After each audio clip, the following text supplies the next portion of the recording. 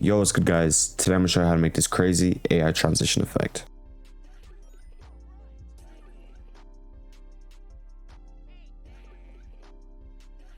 Before I start off, make sure to like and subscribe and check out my Discord. I have some free editing packs down there. Alright, to start this effect, we need to get the last 2 frames of both clips. So for me, it's gonna be this one right here and this one right here. Once we get these, we're just gonna go to File, Export, Add to Render Queue. And we're going to mess around with the output module.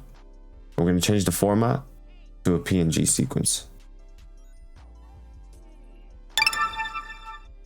Now once that's done, we're going to hop into Loom AI and we're going to drag in both of our frames. Alright, so once we're in Loom AI, we're going to drag in both of our frames right into here. And now all I'm going to type in is just transition.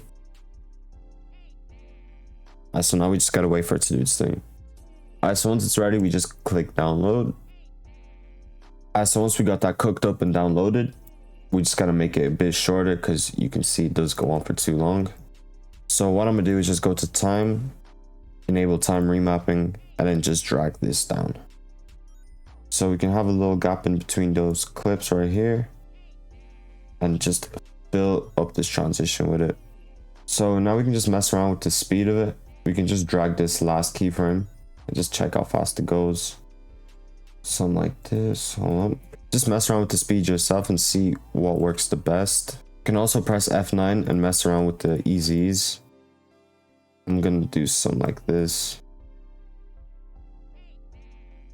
Now that the main transition is done, we just gotta add some effects to it. So what I think I'm gonna do is just add in a quick exposure, because the AI does drop the quality and coloring of it a bit. So I'll add a quick exposure. We also have to scale it up because there's black bars, just like that. We could even do like exposure keyframe.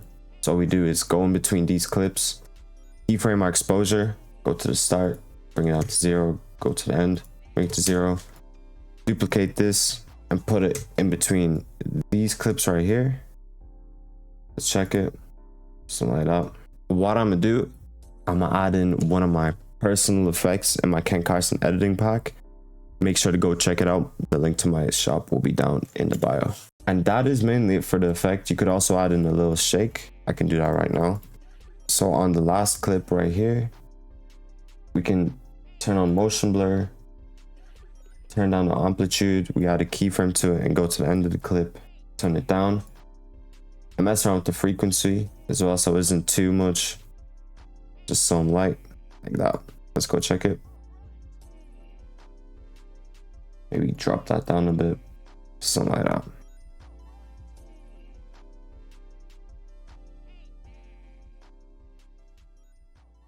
Alright, so thank you guys for watching. If you want more content like this, just let me know down below, and I hope you have a good one.